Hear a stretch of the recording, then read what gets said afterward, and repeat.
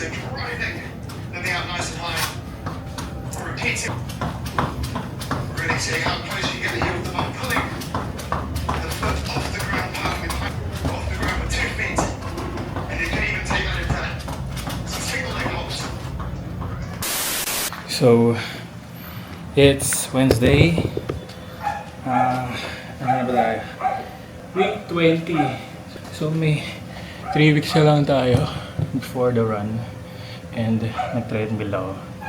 We did 11 km over and under 2 kilometers. So, this is our run. Ito yung tinakbo natin ngayon. Hindi nag-focus. Yan. And, nag-ano tayo, sub 1 ulit. Sub 1 for the first time since sub 1 in 10 km. For the first time since yung Pride run. I think that was June. Yeah. June na sa yung Pride run. Yung malala.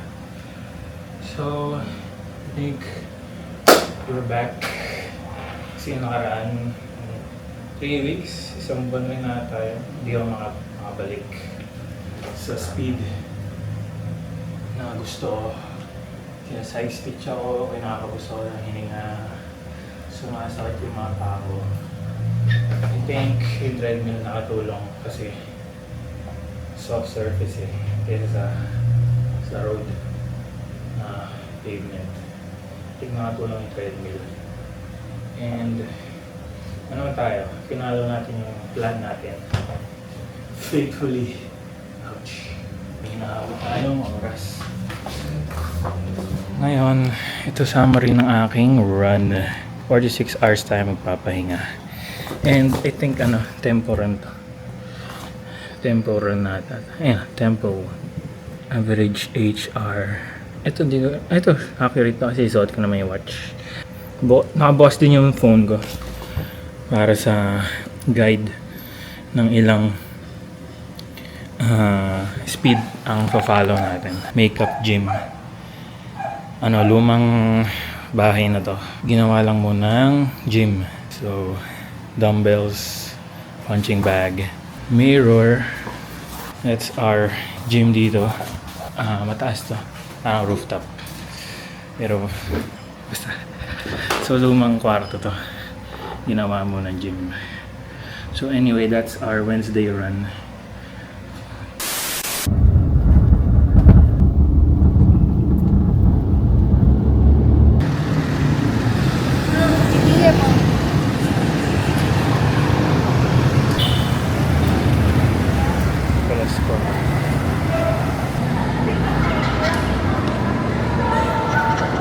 Dalawa pa. Oops, sorry.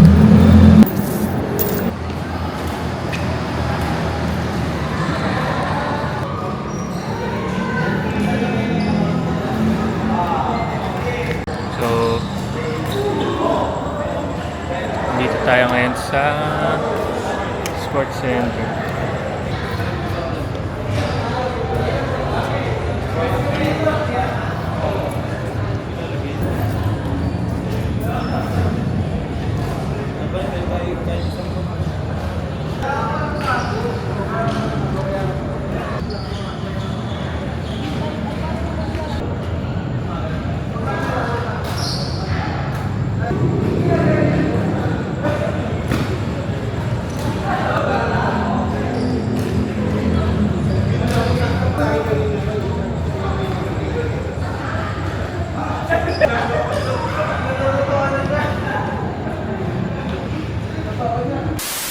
So we're done with our easy run today.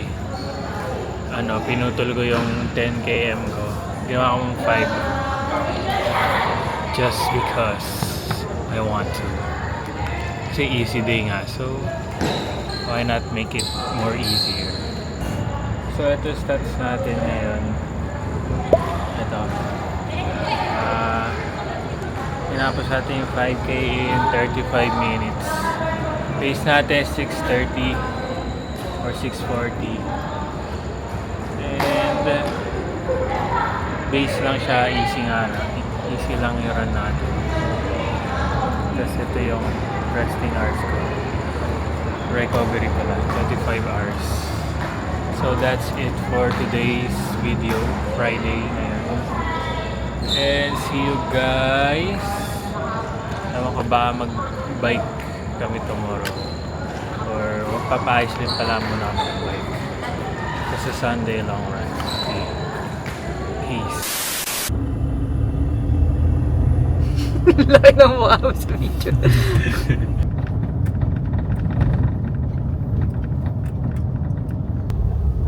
Pwede mo sa harap na nila?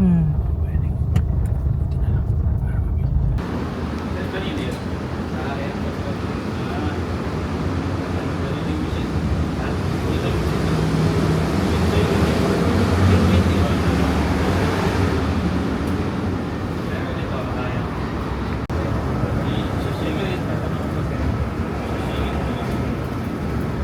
Galaw ba nito? Wala naman. Ay. Ito dapat din ang napapasok ko.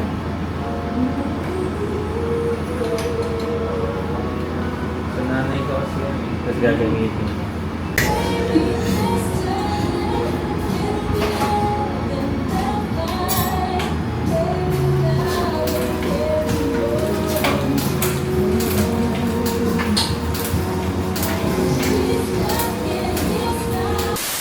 So we're here dito sa San Juan.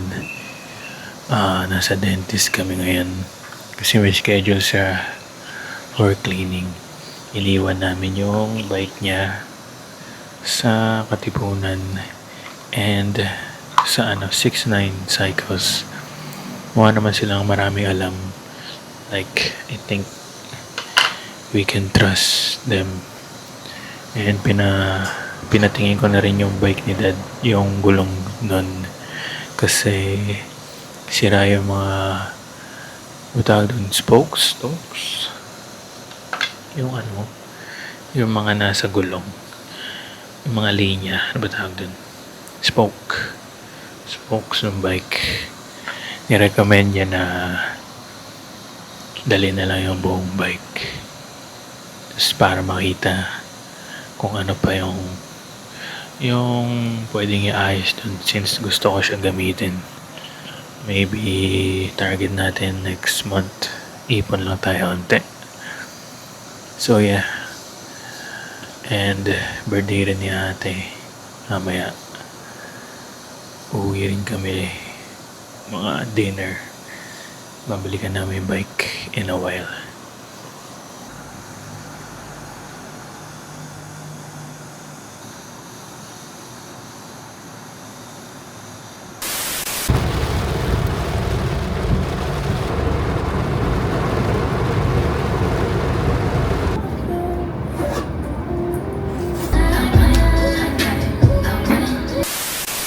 So, update. Andito kami uli sa 69 Cycles. And kita ba yung ano ko dyan? Ay, kita mo yung bike mo dyan. So, yun yung bike ni girl. Pinaayos natin. Yung pinatonan natin. Tapos, yung pinaayos na rin namin yung brake. Like yung wires. Kasi yun yung pinaka two most important sa bike. Brakes and di pala, brakes and wheels pala yun. Pero yung isa, important din yan yung pagtono ng bike natin para magamit natin ng full potential. So, a little update guys. Nakuha na namin yung bike. And pinagawa namin dito brakes. Tapos yung gearing. And inayos sila tong handlebar ng parang aerodynamic. Kasi parang binili ito na ganyan. Ginanito nila. Very accommodating yung dalawang mekaniko dito. Si Kuya Al. Tsaka si Kuya Gerson. And binigay ko yung contact ko kasi gusto nila dalhin yung bike dito ni Daddy, yung Fuji. Carbon yun para linisan. Tapos magbibigay na rin sila ng recommendation kung ano gagawin. So para makapag-bike na rin tayo. So see you guys at home. Pauwi na kami. May birthday dinner kami. Birthday ni ate. So peace. So a little update. Dito tayo sa Park Links. And pinagbike ko si girl. Dito na siya magbike. Kaunti lang tao dito. May inaantay ko siya kung saan siya lilitaw. Yun, yung bridge. Tapos nakita nyo. Kaunti lang tao talaga dito. Tayo! Tayo! Tumayo ka! Ikot ka ba? Ilang kilometro ka na? Ilang kilometro ka na? Nagsistraba ka?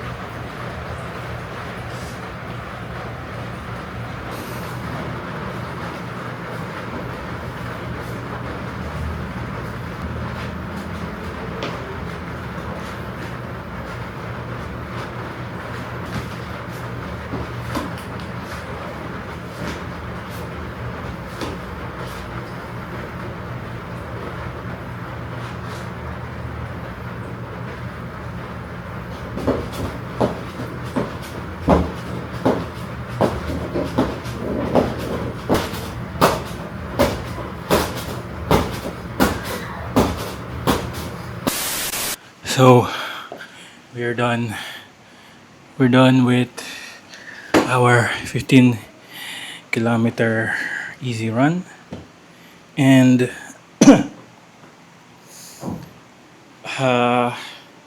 good siya.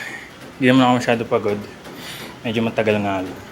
So, we finished with 1 hour and 32 minutes. So, ito yung stats. 1 hour 32 minutes. Average speed sa treadmill 9.7. Convert nyo na lang yan sa minute pacing. So far, we have ilang weeks na lang ba? So, 3 weeks na lang. Week 20. Done with our long run. Nakompleto ba natin yung runs natin this week? Nakompleto naman natin. May pinuto lang ako no Friday. 5 kilometer lang. Dapat supposed to be 10 yun. Pinuto ko na ng 5 kasi very late na. We need to rest din. So sinagad ko rin ngayon. Sinagad ko naman ngayon. 15 kilometers straight tayo. Nakakapagod kasi first time uli natin i-touch ang double digits beyond 10. So 15, pace natin 16. So far, I think yung pace ko nun in in minute per kilometer, ano yan, nasa 6:30. Feel ko abot naman siya ng 1 hour and 30. So parang race pace na rin natin yun. Medyo medyo conservative yung pace na yun, yung 6:30. Pero feel ko yung ihahata ko ng race na yun, siguro 5. Let's see. Anyway, that's for this Sunday's long run. We have a big, hindi naman siya big project. Restoration project with our dad's bike. Ano yun road bike. Gusto kasi magbike pag wala akong takbo para mas friendly na rin sa tuhod para hindi ako nananakit lagi yung tuhod. So let's see kung kailan natin mapapaayos. Pinakonsult na natin so sabi niya Wednesday daw i-drop yung bike doon, ilinisan nila, tas magpa-perform sila na i-check up nila yan. Ipa-check up nila yung bike. Tignan nila kung paano gagawin. Kasi sira yung spoke nun. Spoke siguro. And medyo matagal na rin kasi hindi siya na-ride. So, nung tinignan ko naman yun, wala siyang mga kalawang. Sira lang talaga yung spoke. Siguro out of tono na rin yun. So, yun yung gagawin nila. So, anyway, that's our week 20. And we have 3 weeks left. Titignan ko pa kung kailan